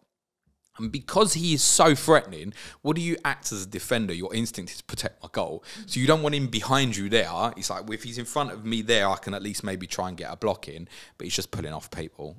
And the second goal he got, I don't know if anything involuntary came out of your mouth, but I thought, he's not getting that. Nah. And then not only has he got there, he manages to get it in with his studs again. And it's similar to the I don't know how you defend the Champions League goal where he whacks his leg up high in the air. You're like, what are these legs? They're like remote-controlled legs. It's a machine. And then even the assist, particularly for Foden's second goal of his hat-trick, was just a perfectly weighted cross as well. I think my favourite moment of the weekend was, just the whole De Bruyne to Haaland goal was just phenomenal. Was as, I think it was Bernardo Silva broke the lines and it was running, and Eriksen so consciously was going to let Bernardo go, and he was trying to stop the passing line to De Bruyne. He was so conscious of it. And the second I better go, boom, into De Bruyne, and you're finished. They were absolute pleasure in that first half, and I think if they could have been bothered, they would have seriously those 3 got United. Anthony's finish was a great finish. Great goal. He scored against Arsenal and City in 2 games. They did claw back a couple of goals, but they couldn't be bothered, to be honest with you, at that point. I mean, look, the game ended with respectability, and we have to give United credit for the fact that they won the second half 3-2, and 6-3 looks a lot better than 6-1. Of course it does. So there's a little bit of credit in that. This wasn't like when they were 4-0 down, I wasn't looking at it like the shambles when they were 4-0 down at Brentford, right? Just looking at it going, when City are like that, they can just do that too. Yeah, I did look at it and I'm like, United are just on the end of a slapping. It could be anyone. It could be anyone. When they're in this form, it doesn't matter who you are. You could end up 4-0 down at half time. If Varane is injured, that will because he obviously came off. Although Ten Hag did seem to suggest that perhaps if it had been closer, that maybe he might have stayed on potentially. But if he's injured and he is prone to getting injured, that's a blow for them for upcoming games. He obviously doesn't want to stick Maguire in the team. My guess would be that Lindelof would play. Anthony Martial, Suj, would you consider him as a Mitrovic replacement? I'm not sure. I think what Ten Hag said after the game about Ronaldo was interesting, that he didn't put him on out of respect because of his great career. It was like as if, okay, yeah, you don't deserve to be on the end of a slapping and Martial needs minutes. But it's just a lie. Okay, because the second part of that is fine, you got Everton away and Newcastle at home. Are you going to play him in those games? So if he thinks Ronaldo's part of his setup, then I wouldn't go near Martial because I think he would want to start Ronaldo ahead of Martial. But I'm like you, James. I think that was just paying lip service to Cristiano. I don't even know why I said it. It was bizarre. Yeah, I don't think it's a bad shout, but I think I still want to see a little bit more before I go there. Honestly, and I mean this with all due respect, Ronaldo is useless for Manchester United against an opponent like Manchester City unless you are in desperate need of a goal. You're one behind. If you can give him the chance, obviously he can still score.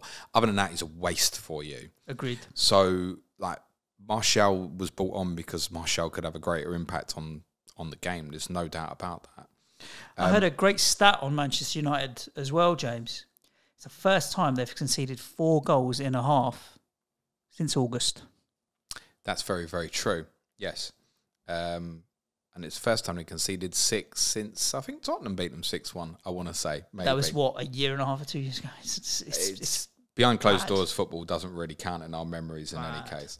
Martial has, Suj, 14 FPL points in 76 minutes this season. Got 2 substitute appearances. Therefore, it feels like a big call to go straight into buying him, for example. But he did get minutes pre-season, and so the feeling is that Ten Hag likes him.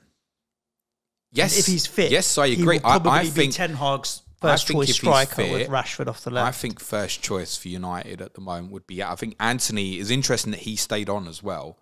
I think Anthony gets what Ten Hag wants. He almost feels like he's got an offensive lieutenant on the pitch in terms of how they are in their pressing structure.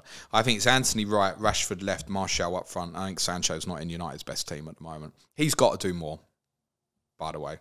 Yep. I don't know how long we're going to wait for that.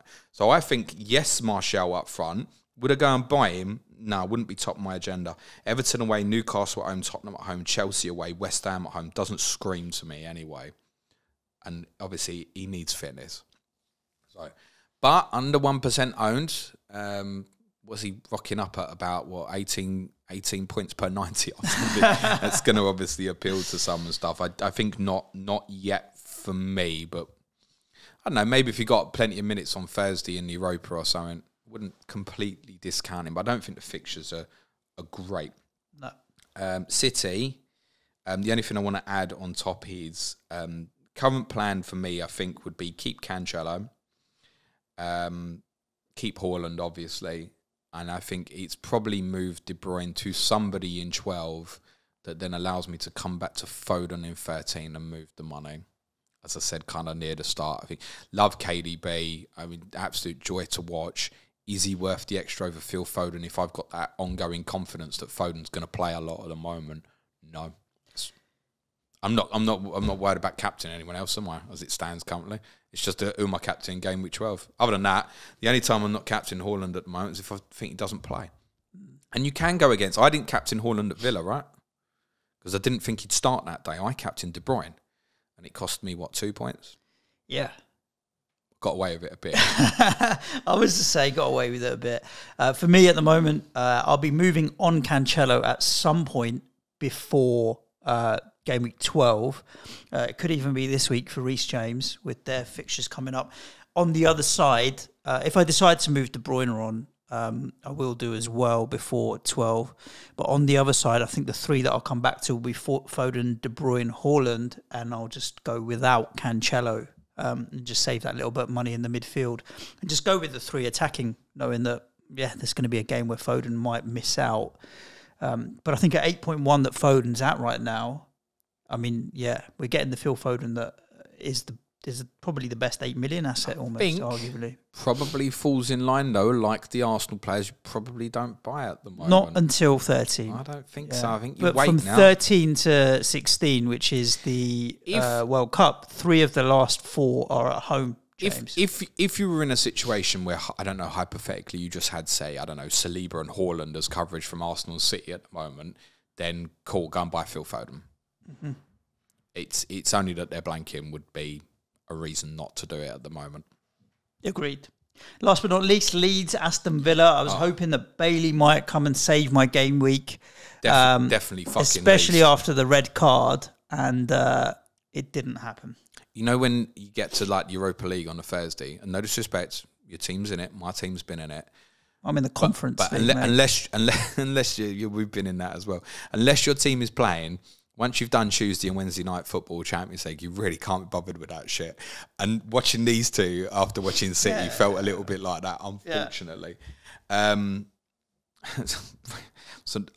this game really, really annoyed me for a number of reasons.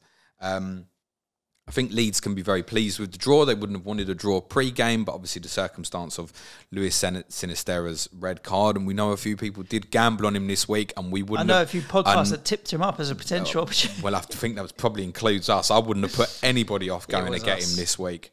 We weren't alone, Suj, because I think he was a very interesting option. He's had a complete brain fart moment now. Villa, who were intent on wasting as much time as possible in the first half, then suffered because Leeds wanted to do the same after the red card, and I can't blame Leeds for that. Villa lost Augustinson to injury late in the first half, so we're saying Matty Cash is expected back in full training today and should be available for the game at the weekend. That will help. Steven Gerrard does have my sympathy of not having his 2 first-choice fullbacks. They certainly weren't helped by having Ezri Konsa having to play right back in the second half yesterday. But if I was a Villa fan watching that, I mean, I haven't got a lot of hair as it is, but answer Lee Jackson's question. How can we have so many good attacking players and still look so blunt going forward? That sigh. The thing is, and I'll tell you what really annoyed me, because I tweeted this at the time. I think Jesse Marsch made a mistake, and I think they got away with it. So he took Rocker off, and he left Tyler Adams basically in midfield on his own, with Harrison and Aronson either side. And he did it because I think, and I loathe to criticise, because I think he did it because he was still trying to win the football match. He went to 3 at the back, he went with Firpo and originally Christensen's fullbacks. Ayling came on later, and he thought, do you know what, if we suck them in, we can still go and get them. The reason that didn't work as a 5-3-1 was because they can't help themselves. They still want to go and press. He's trying to win the game. And like, we should admire that. But Villa had so many spatial opportunities between the lines where the centre-backs were refusing passes. Leeds' front 3, midfield, has all come to sit in front of them. And Buendia and Coutinho have got acres behind them. Bringing Buendia on was the right decision, by the way, because you've got another link player. And it just wouldn't pass the ball between the lines. No bravery in terms of distribution from centre-back. So poor, so many opportunities. Leeds got away with this because Villa didn't create enough, and then when they didn't take the big chance. But I think they had 2 shots on target after the red card. Like, they didn't do enough. Leeds were completely there to be beat. It's not overly a criticism of Leeds, because I think in their own right they were still trying to win the game, but they were there to be beat. 9 out of 10 Premier League teams go and win the end of that game, 2-3-0, the way Leeds set up at the end. Just not good enough from Villa. For me, if I would have been sitting there watching that, you've ended up with Konsa right back. I mean, from a distribution perspective, that's absolutely nothing. Leave Bailey on the pitch, play him as a winger. Don't play wing backs. You don't need to play wing backs now. They're coming and pressing. Be brave, suck them on and play through them. You could have left Bailey as a winger on one side, and I think you could have even probably put Watkins up high as a winger on the other side and put Ings through the middle. Not wing backs, wingers, play without full backs. Push onto them, push them higher, and then you could have got even more space for Coutinho and Buendia. It's just poor. But they've had 2 clean sheets in a row, Villa, so it's all right. Well, yeah. They're just doing nothing for me at the moment. I would have zero interest in their assets. The Leeds player was attracting attention, is obviously suspended for the next game. So They worked their nuts off Leeds, I have to say that. It was the game in one word, Suj, was attritional. The first half, just two teams wanted to kick shit out of each other. To be honest, basically. after the I didn't bother with it at all. After the United game at City Manchester derby finished, I just turned to the missus like, "What, should we go out for dinner somewhere?" And that was it. Left it. Villa should be much better than what they are right now. Leeds is a work in progress. Neither team will be in trouble going down or anything like that.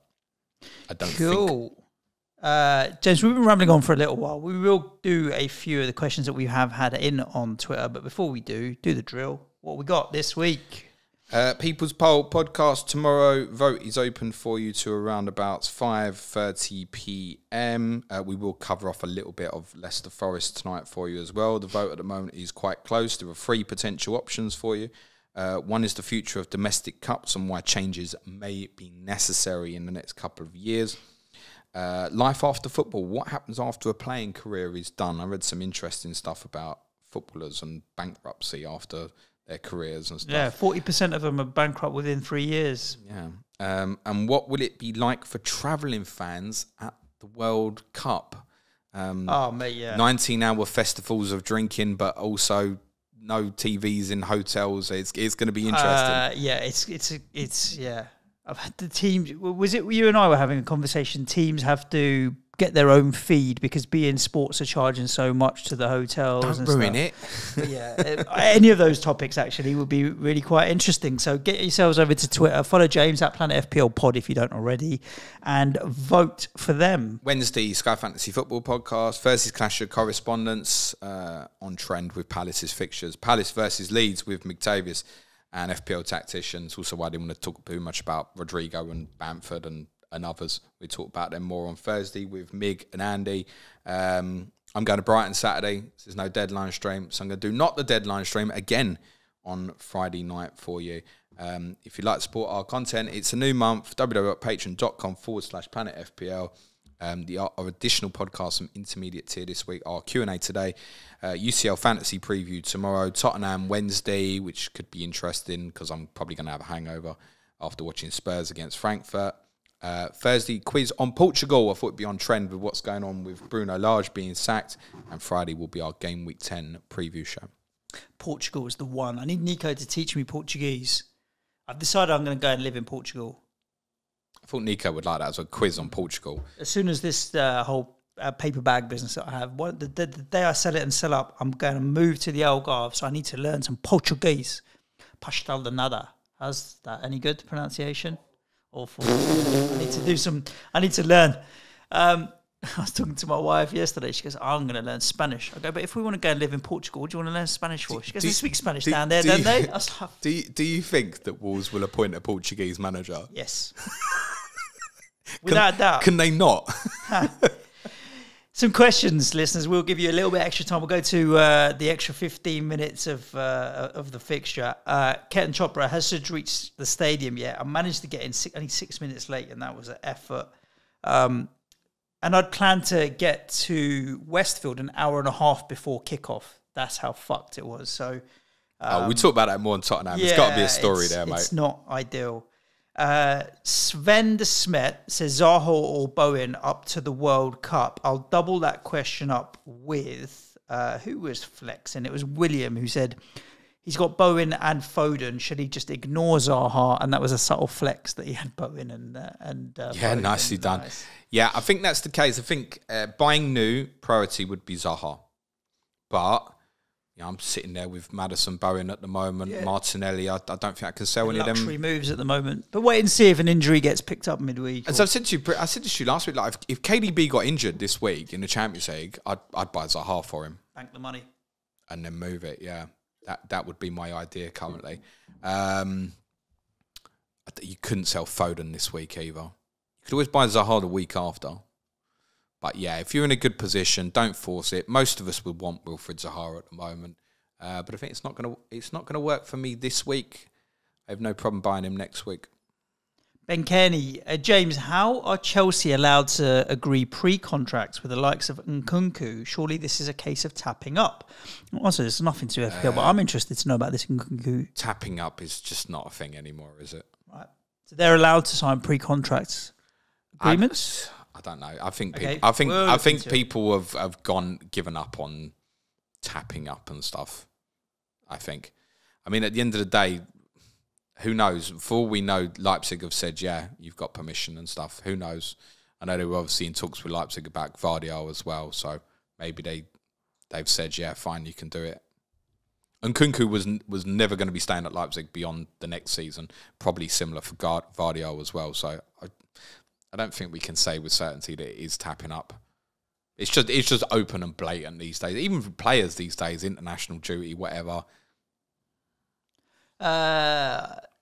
There's quite a few North London derby questions that I'm ignoring because I think a lot of pokes at your defeat. I can take the pokes. Arsenal wants to know if Xhaka, Arsenal wants to know if Xhaka is the best enabler right now at 5.1. At that price, yeah, but you can't buy him. No, with the blank coming up, it's probably not a good one. FPL Sponge, which team manager or player has surpassed your expectations the most this season? Team's probably Brighton. The fact that they've turned it into results. No, I think you'd have to say Arsenal, actually. Even more so. Now, they're the only team who look like they can challenge City right now. I was very impressed with them at the weekend. For a while there. The players have settled in really well. Saliba, Jesus, they've settled in. They just look a lot stronger. I think Saliba's probably the player that succeeded expectations. How many times, particularly on the Sky Pods, I've discussed with you about they change state when they get 1-0 up. They become we'll passive, draw you on and stuff. Now they're in a controlling and more adventurous team now, partly because they've got stronger tools to work with. So I think, yes, them, consistency of going to Palace, winning clean sheet, going to Brentford, winning clean sheet, psychologically after having damaging results at those venues last season, I think, I think it's okay to be surprised that we could mention Arsenal as potential challengers for the title. Challengers. Interesting. It's a wrap, James. I think listeners, hope you enjoyed this podcast. It's a busy week. Football coming thick and fast again next week. You are away at Brighton on Saturday. Yes, at the moment I'm getting a coach. We've got a home tie against Fulham, but I think the trains are running on Sunday. Or is it a whole weekend? No, they are running on Sunday, just not really early. You'll be all right. At 2 o'clock, I should be fine. Listeners, thank you so much for your support and the questions that you sent in. If you do want to support the show, we'd love to have you as part of our community on Slack. Patreon.com/Planet FPL. Come and give it a go and see if you enjoy it. Other than that, though, I hope you had a good week. Good luck tonight if you have players playing. Stay safe. Ciao for now. Well, good luck to you if you don't. Yeah. Thanks, everyone. Be nice to each other. Cue music, please, man-child.